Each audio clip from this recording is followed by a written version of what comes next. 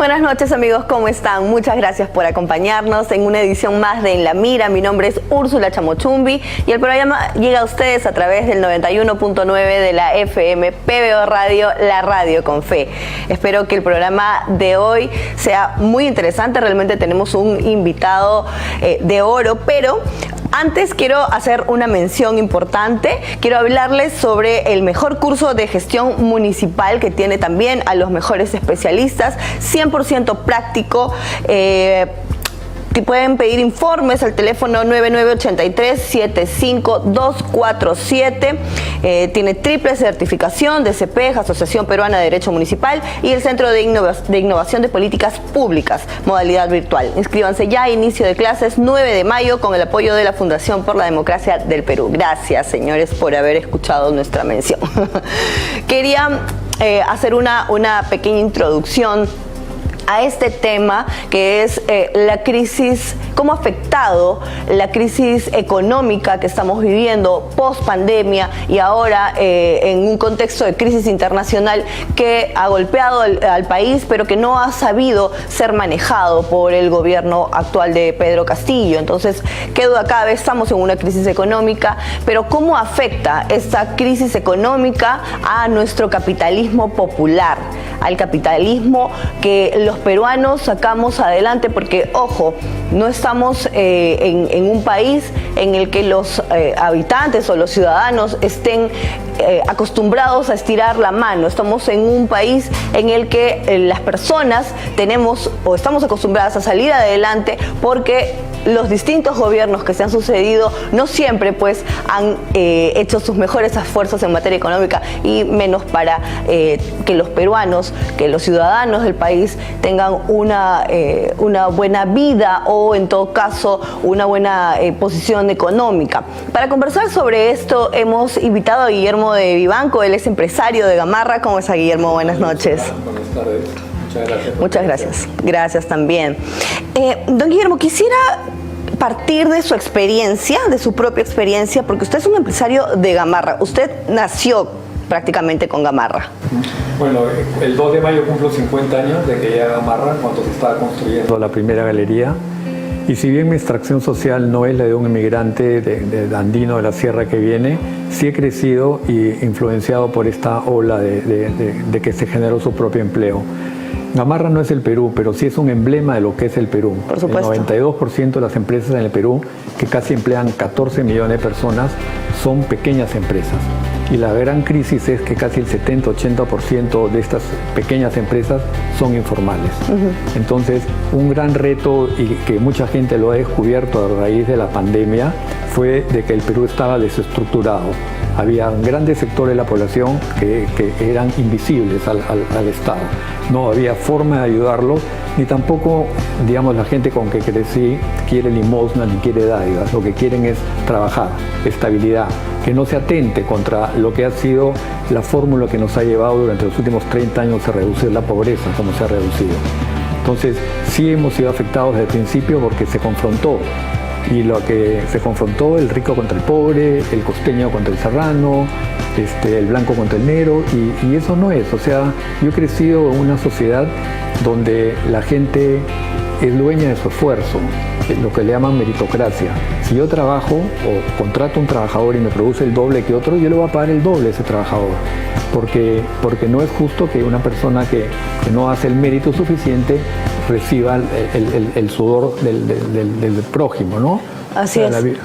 Es bien importante. Yo le preguntaba justamente por su experiencia, porque Gamarra, como usted dice, es el emblema de la sociedad peruana. Gamarra está conformada por inmigrantes en su mayoría, en su gran mayoría, por inmigrantes de la sierra, ¿no? Entonces, cuando nosotros escuchamos a nuestros políticos, cuando ellos se refieren al tema social y tratan de confrontarnos, ¿no? Como que es el caso de este gobierno, gobierno trata de confrontar a los peruanos entre limeños versus provincianos, empresarios versus obreros, ricos contra pobres, simplemente por el hecho de ser limeños, simplemente por el hecho de ser blanco, ya tenemos un problema, o ya deberíamos, o ya nos generan un problema contra las personas de la sierra, por ejemplo, o de la selva, ¿no? Entonces hay que estar permanentemente en pelea, pero eso no ocurre en Gamarra. No, o sea, se ha satanizado mucho el modelo de libertad en que hemos crecido.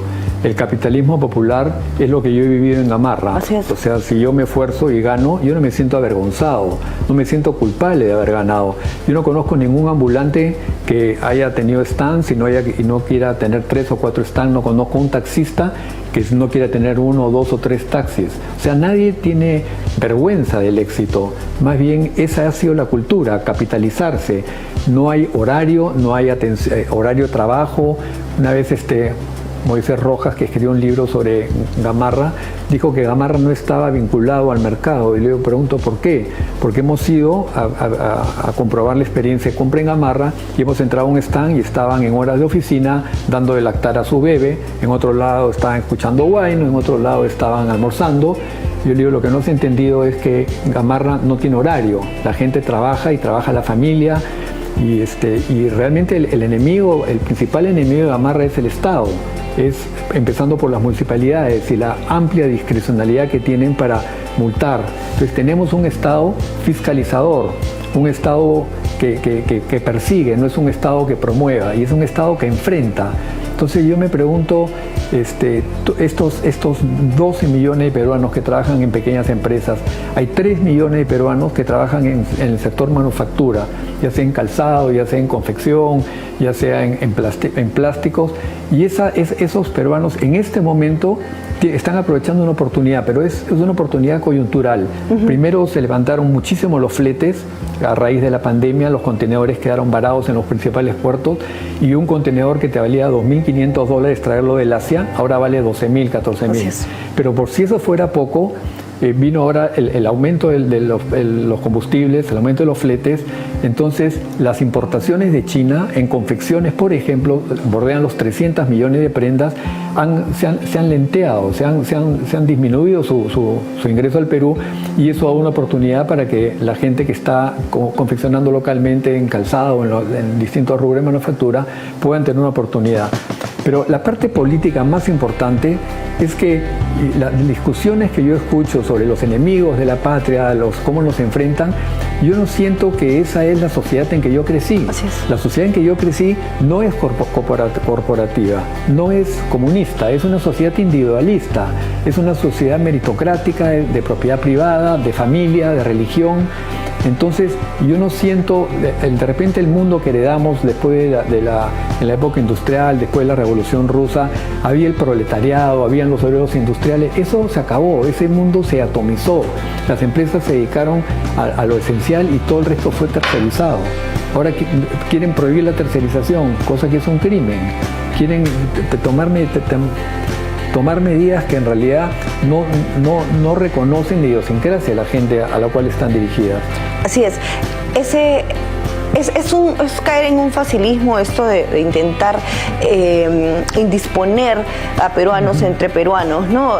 Porque resulta que claro, por supuesto, pueden haber personas pues molestas, digamos, unos con otros, ¿no? Pero no se trata de una característica en general de la sociedad, porque en la sociedad confluyen todos estos actores que no necesariamente están peleados.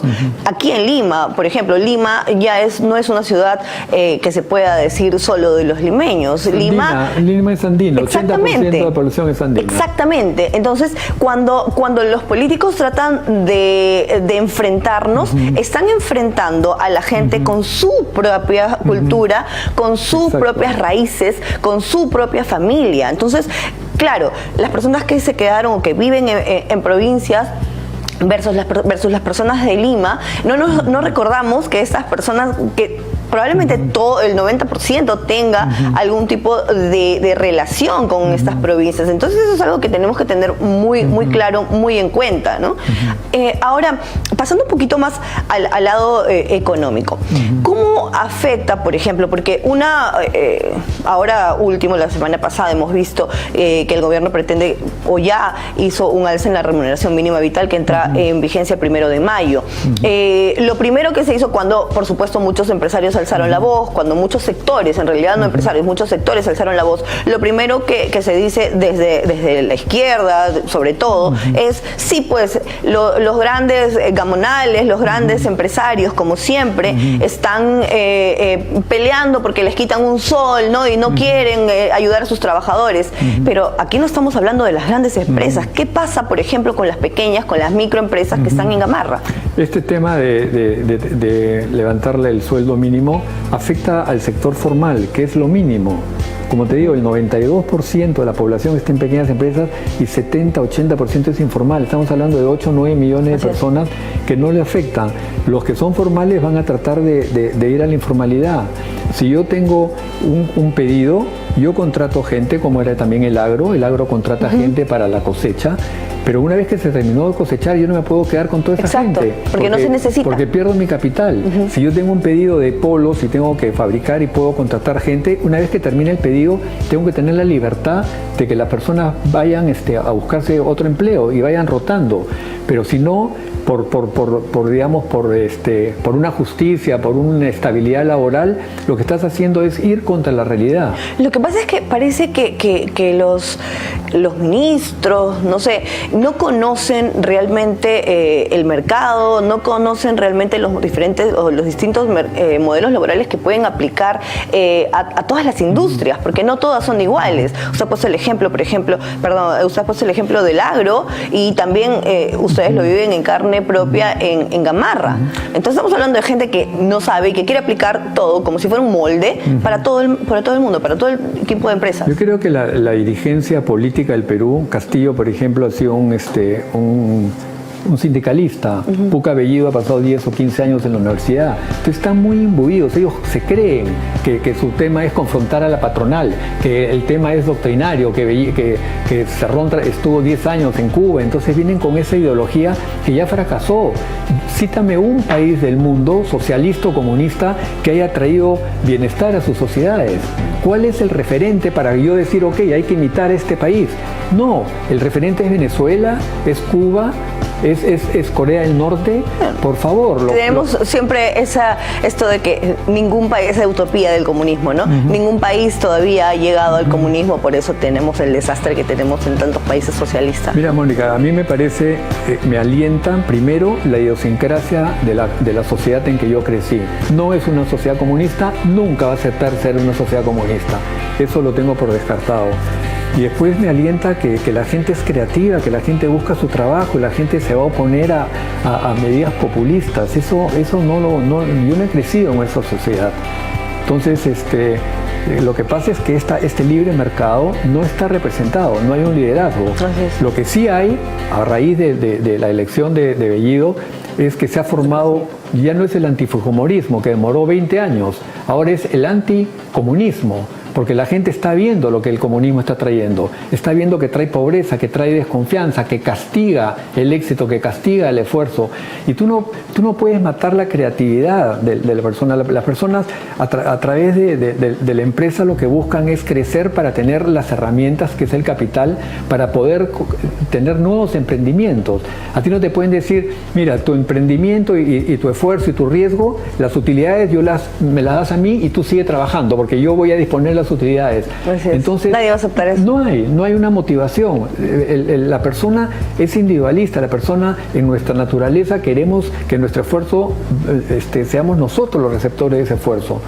Entonces yo no veo, digamos, un proyecto, un mundo comunista. Veo que este tema tiene reivindicaciones para cierta gente, y sí hay un trabajo que hacer, sí hay que tener una institucionalidad mucho más inclusiva, medios de producción más inclusivos.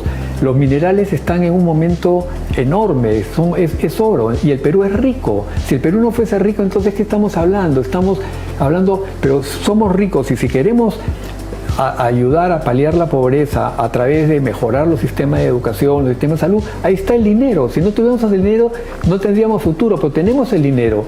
Lo que pasa es que tenemos el dinero y satanizando al sector que trae el 60% de la riqueza, que es el sector minero.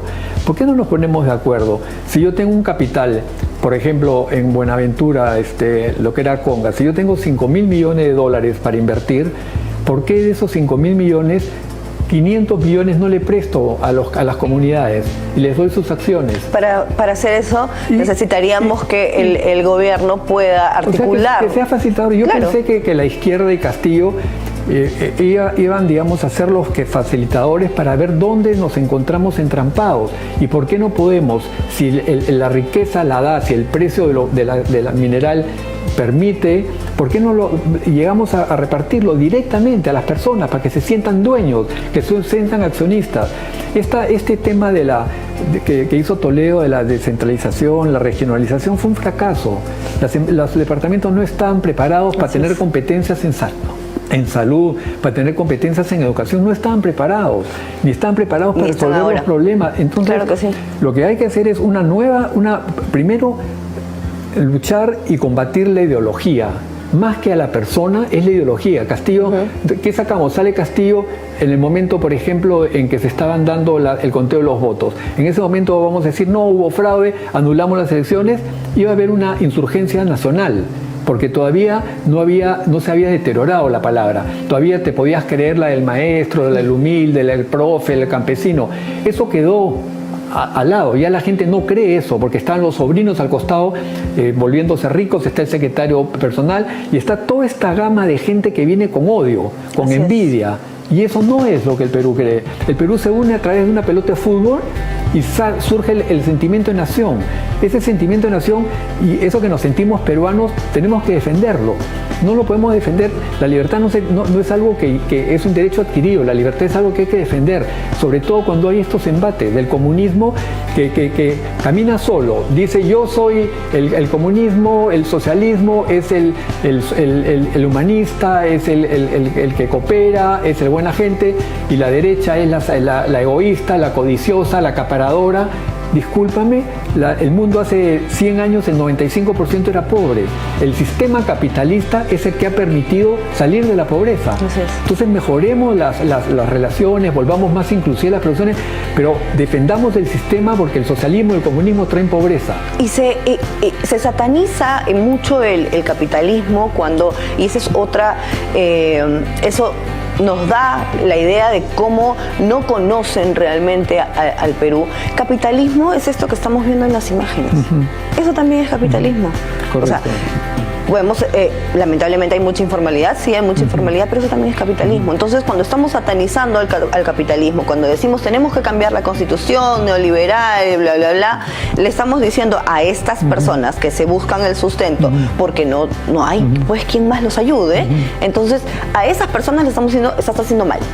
O sea, tú eres parte del problema. Entonces, todos los que sabemos que hemos salido adelante, que somos empresarios, que tenemos negocios, etcétera, todos tenemos que darnos cuenta que nosotros somos parte de ese capitalismo. Entonces, hasta el señor que me comentaba que vendía chups, también es parte del capitalismo, también es parte de la economía. Entonces, mientras nosotros no sepamos eso, no vamos a saber cómo luchar contra estos que nos dicen hay que cambiar la constitución, porque este modelo neoliberal no le da a todo el mundo.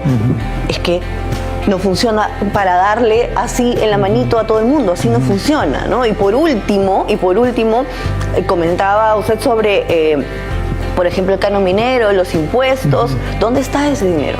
Ese dinero está en los bolsillos de los presidentes regionales que ahora están o buscados por la justicia o en la cárcel o convictos, etcétera. Entonces, ojo, no se trata de que no haya dinero, se trata de que no sabemos administrar ese dinero, de que las instituciones no saben manejar ese dinero y que mucho de eso ha empezado con lo que usted comentaba de las regiones. Entonces, tenemos que reevaluar dónde está verdaderamente el problema, porque si inventamos problemas, como por ejemplo el cambio de la Constitución, le estamos dando la espalda a los verdaderos problemas y no buscamos las verdaderas soluciones. Exacto. Entonces, ahí, pero todo pasa porque nosotros mismos tenemos que saber qué cosas somos. Más que el cambio de la Constitución, que el modelo económico lo que hizo fue recoger el desastre que fue las empresas públicas. De repente la gente más joven no sabe lo que pasó en el Velascato, pero lo que se hizo fue el Estado al rol subsidiario, donde no entra la inversión privada, pero si no, el protagonista tiene que ser el ciudadano, la inversión privada. Entonces, yo creo que es importante que la experiencia que hemos vivido en estos meses, sirva para que no solamente caiga Castillo, sino se entierre el falso discurso que viene de la izquierda diciendo que está al lado de los pobres, culpando a la riqueza, al capital, y eso es mentira.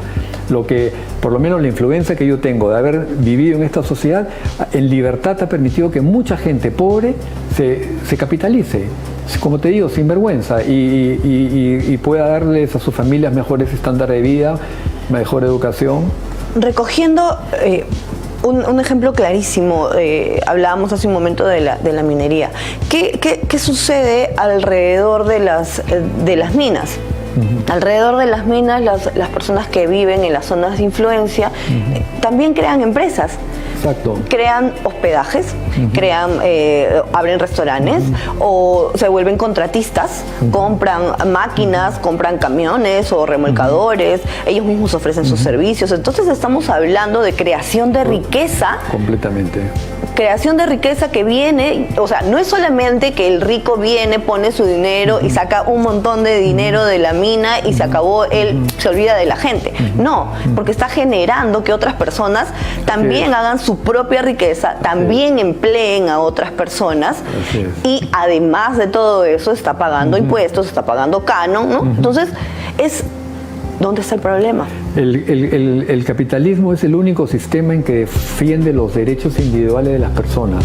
Y no hay derechos de grupo, siempre es el derecho individual. Así es. Y el derecho individual es el derecho a tu esfuerzo. El otro día lo que ha sucedido porque el tipo no pudo poner orden en las carreteras o ha desarmado a la policía o la ha desmoralizado a la policía, lo que sucedió para poder controlar eso es que nos castigaron a todos. Nadie puede salir de su casa. Yo salgo a hacer ciclismo a las 5 de la mañana, no me enteré porque me duermo a las 9 de la noche, no me enteré que había un toque de queda. Felizmente que si hubiese enterado me hubiese dado gusto ser desobediente, porque lo que tenemos que tener ahora claro es las mayorías silenciosas nunca hablan, las grandes mayorías nunca hablan. Hablan las élites políticas, los que quieren enarbolar las banderas de políticas, los que explotan estas divergencias todavía que hay en la sociedad. Pero las grandes mayorías son gente que son religiosos, son gente de familia, son gente que quiere salir de la pobreza y lo que quiere es trabajar. Es que lo dejen trabajar, no que castiguemos, satanizamos todo el tiempo la minería. Por favor, estamos en los niveles más altos de contribución. Si el Estado tuviese dinero y quiere ser empresario, ya vivimos esa experiencia. Y esa experiencia fue un desastre. Y es lo que pasó en Venezuela. De producir 2-3 millones de barriles de petróleo al día, ahora está en pésimo porque su compañía petrolera prácticamente ha quebrado. Entonces, yo creo que lo que está pasando es que el mensaje comunista, el mensaje socialista que reivindica al ser humano es un fracaso, es una mentira. Y eso lo está palpando la población, y por eso es que al momento que Castillo caiga, va a caer también el sistema comunista, también la hipocresía caviar, también toda la gente que ha alentado esta diferencia de clases y no ha apostado por defender el trabajo, defender la inversión, defender el esfuerzo. Eso es lo que el libre mercado. Si algo vamos a sacar de esta pésima experiencia es justamente eso, ¿no? Comenzar a mirar bien los discursos, a escuchar bien los discursos y a darnos cuenta de que chocan con la realidad y se destruyen, ¿no? Eso es. Muchísimas gracias, Guillermo, por haber estado esta noche con nosotros. No, ¿de qué? Muchas gracias también, amigos, por haber estado con nosotros. Ya saben, el próximo sábado también a las 7:30 en el 91.9 de la FM, PBO Radio, la radio con fe. Chao.